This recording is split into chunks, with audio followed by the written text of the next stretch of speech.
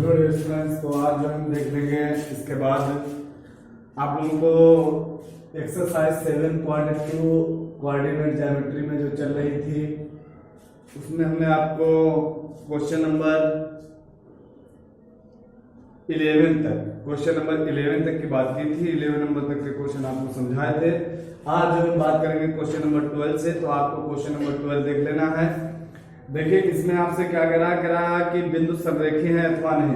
तो आप देखिए 3 बिंदु संरेखी होने के प्रतिबंध पहले सीख लीजिए। 3 बिंदु संरेखी, 3 बिंदु संरेखी होने के प्रतिबंध। तो देखिए एक जरा बात आप ये सुन लीजिए, हमने आपको ये बताया था कि अगर 3 बिंदु संरेखी होंगे तो AB प्लस BC बराबर AC के होगा। ठीक, आप चाहे वो प्रतिबंध लगाते रहिए या एक जो प्रतिबंध हमेशा जो हमें काम आता रहेगा वो आप सीख लीजिए।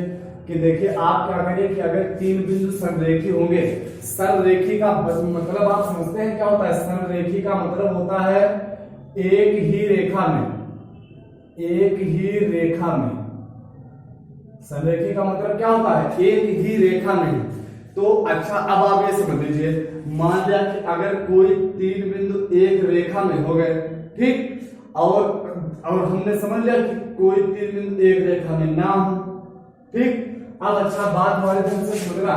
देखिए ये 3 बिंदु जो है ये एक रेखा में नहीं है, तो इससे देखिए एक हमारा ये क्या बन गया? त्रिभुज बन गया ये।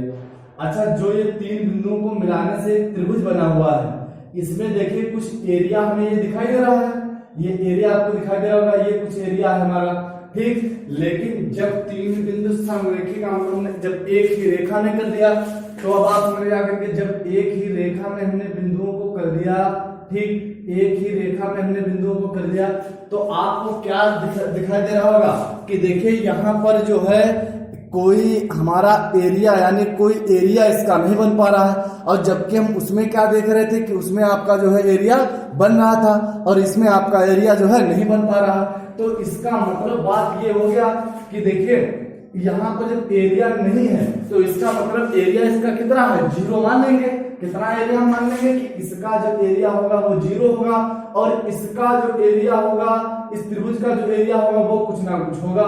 ठीक, तो अब हमें ये बात पता चल रही है क्या कि अगर 3 बिंदु संरेखी होंगे तो उसके संरेखी होने के लिए आप प्रतिबंध ये लगाइए कि उसका देखिए कि जो क्षेत्रफल है, अगर वो 3 बिंदुओं से त्रिभुज आप बनाइए, अगर उसका क्षेत्रफल 0 के बराबर आ जाता है, ठीक, अगर उसका क्षेत्रफल 0 के बराबर आ जाता है तो फिर कहेंगे कि देखिए 0 के बराबर तभी क्षेत्रफल होगा जब वो एक रेखा में होंगे। तो अब देखिए आपको ये बात समझ में आ गई कि अगर 3 बिंदु संरेखी होंगे तो उसके लिए प्रतिबंध क्या होगा कि हम उससे बनने वाले एक त्रिभुज का एरिया निकालें, त्रिभुज का क्षेत्रफल निकालें और उस त्रिभुज का क्षेत्रफल जो है 0 के बराबर आ जाए। तो फिर हम क्या कहेंगे कि हमारे जो तीनों बिंदु होंगे कैसे होंगे भाई? संरेखी होंगे। कैसे होंगे? संरेखी होंगे। तो अब आपको जरा ये समझ लेना है कि संरेखी के लिए जो त्रिभुज का हमारे क्षेत्रफल बताया, उस क्षेत्रफल के लिए हम फार्मूला क्या लिखेंगे? फार्मूला क्या लिखेंगे? तो अब आप जरा ये समझ लीजिए, देखिए फार्मूला आप किस तरीके से लिखेंगे? लिखेंगे संरेखी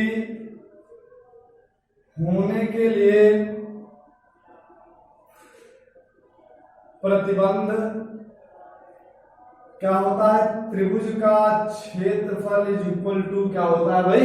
0 होता है। क्या होता है भाई? त्रिभुज का क्षेत्रफल इज इक्वल टू 0 होता है। ठीक, ये बात आपको समझ में आई या नहीं आई है कि त्रिभुज का क्षेत्रफल क्या होगा? 0 के बराबर होगा। अब आपको जरा ये बात समझ लेनी है कि देखिए अगर त्रिभुज का क्षेत्रफल 0 के बराबर होगा तो त्रिभुज के क्षेत्रफल का फार्मूला होगा क्या? वो बात आप समझ लीजिए। देखिए उसको कैसे लिखा जाता है समझना। त्रिभुज के क्षेत्रफल का फार्मूला होता है क्या? 1/2, ठीक, x1 ब्रैकेट में y2 माइनस y3। ठीक, फिर इसके बाद क्या कहेंगे?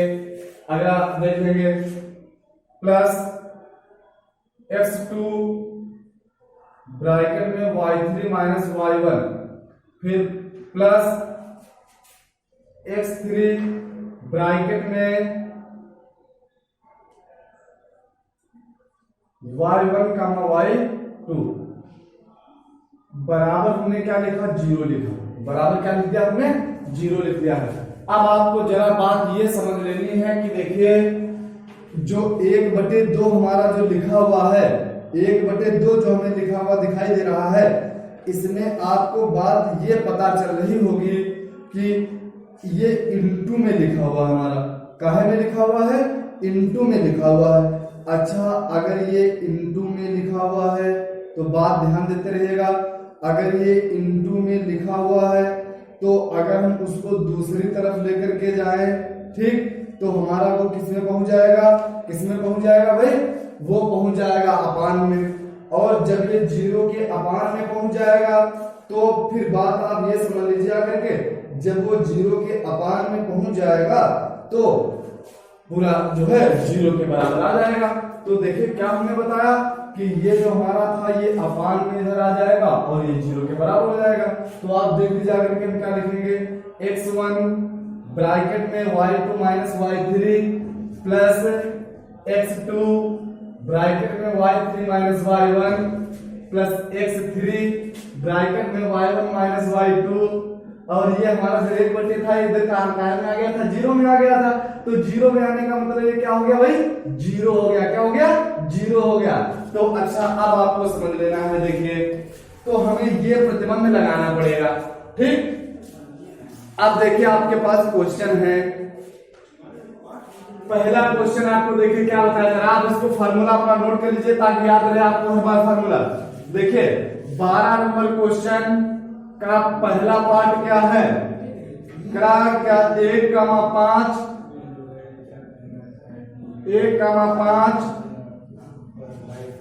2,3 -2, -11। क्या अगर कि संरेखी है तो ठीक, आप क्या करिए, अगर संरेखी हो जाएंगे, अगर आप इसका जो है एरिया निकालिए, अगर ये 0 के बराबर आ जाए तो फिर हम क्या कहेंगे, है संरेखी हमारा। तो हम निकाल लेते हैं, फिर इसको निकालते हैं, देखेंगे भाई, निकालते हैं, इसका एरिया निकालते हैं। तो x1 y2 minus y3, x2 y3 minus y1 plus x3 y1 minus y2। आप ये इसका निकालिए, ठीक। देखिए इसको हमने क्या मान लिया, x1 y1 x2 y2 x3 y3, ठीक। ये वैल्यू रखिए आगे, क्या x1 यानी 1, y2 3 minus y1 5 plus x2 आपका कितना 2, y3 माइनस 11 y1 5, ठीक, प्लस y2 माइनस y3 भाई आपका माइनस का 11 था तो माइनस प्लस का 11 हो जाएगा, यहाँ पर मिस्टेक हुआ, ठीक। अब आप देखेंगे यहाँ से x3 माइनस 2 y1 5 y2 3, ठीक। अब आपको जरा देख लेना है यहाँ से, ठीक, यहाँ से आपको देख लेना है। देखिए त्रिभुज का क्षेत्रफल हमने निकाला था, त्रिभुज का क्षेत्रफल 1/2 चाहे आप कर लीजिए, ठीक, 1/2 चाहे तो कर लीजिए, ठीक। देखना है आपको। अच्छा ये आपका देखिए क्या होगा भाई, ये आपका क्या आएगा,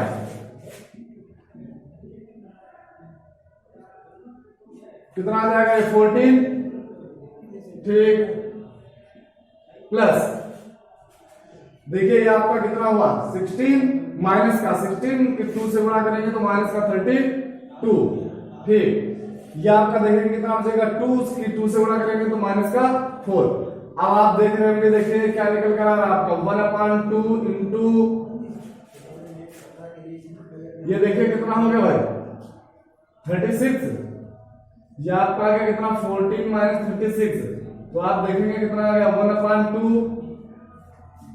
देखिए 36 से 14 जाएगा, आपका कितना बचेगा 22, यानी माइनस का 11 निकल कर आया, 0 के बराबर नहीं है। लिखेंगे त्रिभुज का क्षेत्रफल इज नॉट इक्वल टू 0, इसलिए बिंदु संरेखी नहीं है, इसीलिए हम क्या कहेंगे कि हमारे जो दिए हुए बिंदु थे क्या होंगे, संरेखी नहीं होंगे। इतनी बात आपको समझ में आई होगी फिलहाल। ठीक, अब देखिए आपको देखना है इसके बाद क्वेश्चन नंबर इसका 12 का 2 वाला पार्ट देखना है। क्या देखना है? 12 का 2 वाला पार्ट देखना है। तो बताइए यहां तक किसी को अगर कोई प्रॉब्लम हो रही है तो आप बताइए। ठीक,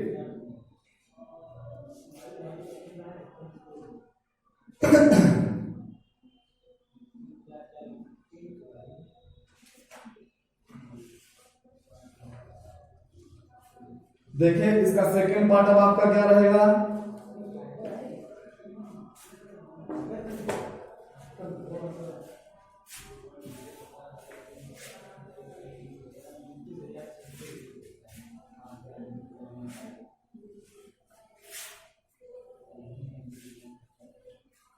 देखिए अब आप 12 का 2 वाला पार्ट देख लीजिए। 2 वाला पार्ट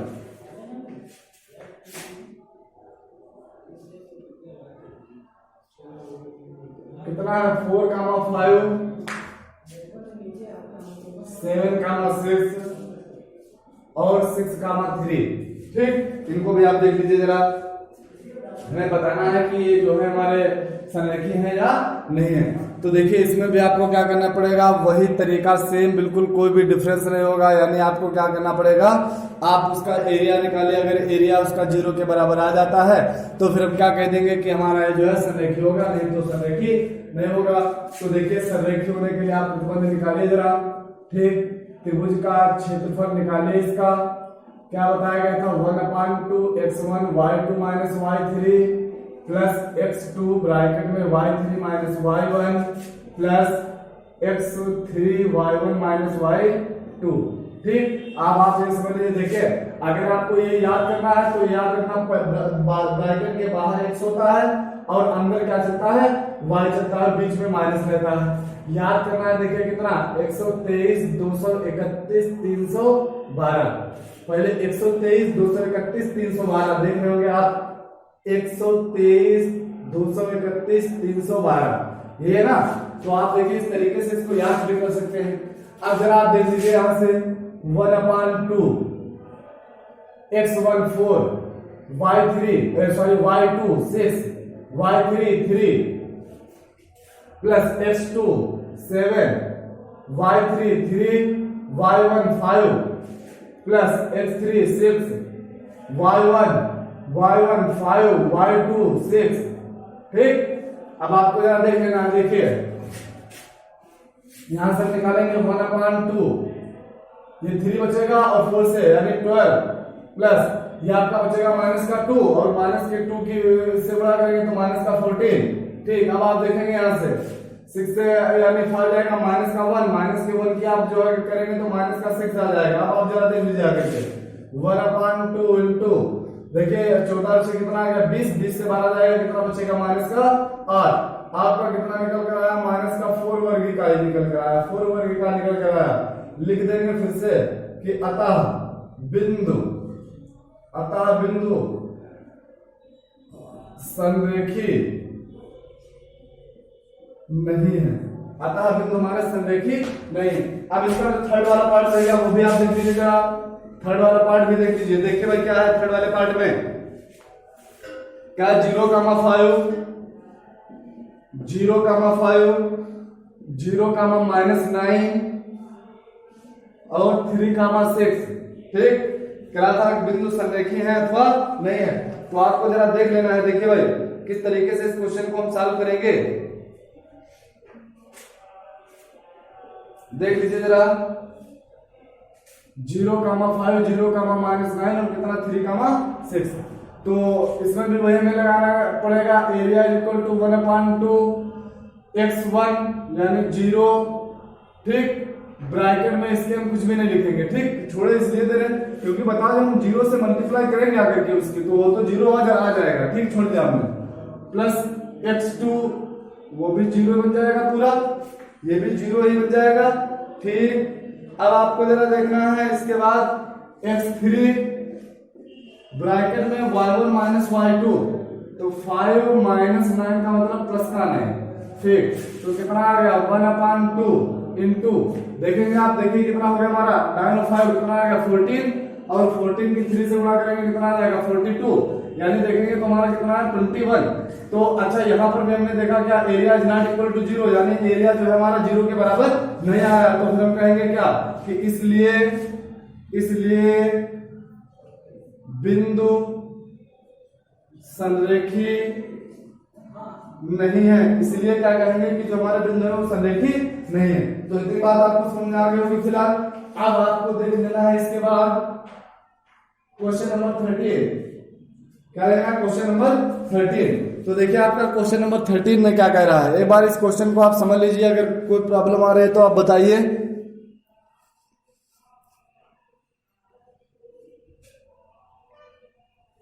ठीक, अब आपका 13 नंबर क्वेश्चन देखिए क्या कह रहा है।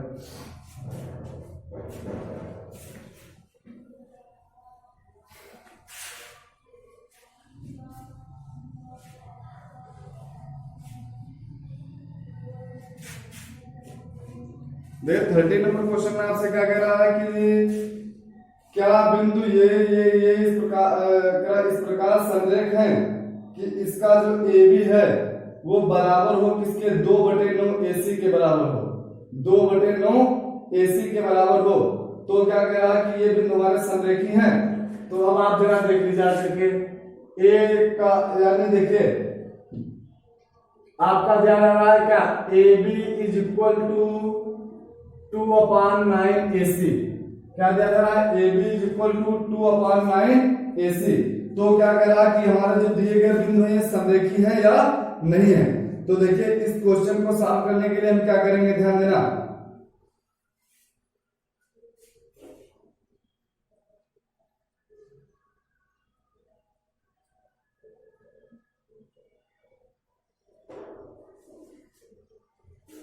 पहले जो है बिंदु भी इसके लिखे लेते हैं एक बार, -6, -10, -4, और कितना 3, -8। ठीक, कितना है भाई 3, -8। तो देखिए आपको ये जो सॉल्व करना था क्वेश्चन, ध्यान देंगे भाई सभी बच्चे एक बार। देखिए इसको सॉल्व करने के लिए आपको करना क्या है, दिया जा रहा है कि AB is equal to 2/9 AC। तो आप क्या करिए, पहले AB निकालिए, क्या करिए पहले आप AB निकाल लीजिए। ठीक, देखिए कराइए इस प्रकार से क्या संरेखी होंगे। तो हमें ये दिखाना है कि क्या देखिए ये दोनों अगर बराबर बराबर आ जाएंगे तो फिर हम कह लेंगे क्या हमारे जो होंगे संरेखी होंगे। अगर ऐसा नहीं आ पाता तो फिर हम क्या कहेंगे कि संरेखी नहीं होंगे।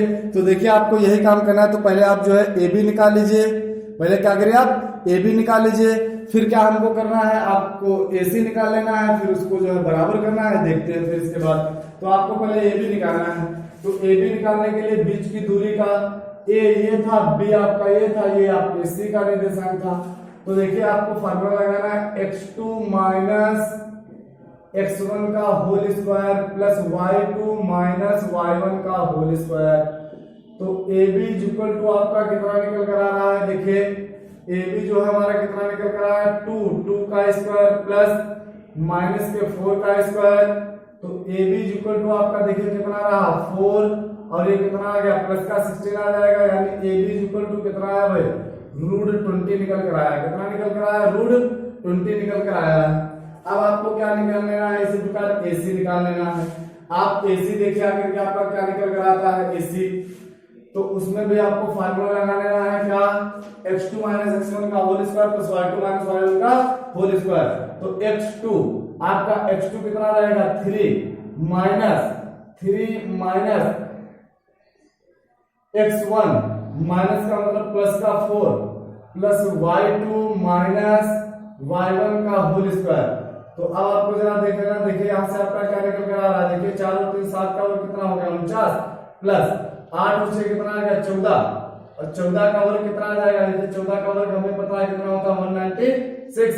ठीक, अब आप क्या करिए इन दोनों को पहले ऐड करिए, देखते हैं कितना निकल कर आ रहा है। 9 और 6 15 के 5 हासिल लगा 1, 9 और 4 13, और 9 और 4 कितना हो गया 13, 14 के 4 हासिल लगा कितना 1, और कितना हो गया 225। 45 हो गया अभी। ठीक, अब आपको जरा देख लेना है, देखिए ये आपका हुआ 245 अंडर रूट 245।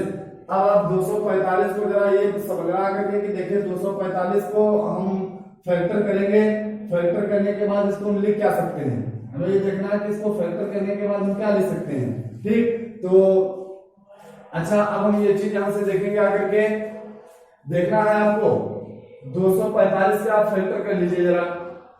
तो देखिए पहले जो है आपका 3 से नहीं जा पाएगा, 5 से जाएगा। देखिए कितना आ गया, 5 को 20 यानी और 5 में 45, फिर आपका 7 से जाएगा और फिर आपका किससे जाएगा, 7 से चला जाएगा। ठीक, तो आपको ये बात समझ में आ रही होगी, इतनी बात आपको समझ में आ रही होगी फिलहाल। ठीक, अब आपको जरा देख लेना है इसके बाद देखिए तो हमने इसको क्या लिखा, AC is equal to 5 into 7 into 7, 2 बार 7 एक बार बाहर आ गया हमारा, तो 7 रूट क्या हो गया 5, हमारा ये क्या आया है भाई 7 रूट 5। अब आपको देखिए क्या करना है, यहाँ से जरा समझ लीजिए। देखिए अब आपको क्या करना है, 7 रूट 5 और इसे आप 2/9 से जो है इसका मल्टीप्लाई करवा लीजिए। क्या करिए आप इसका 2/9 से मल्टीप्लाई करवा लीजिए।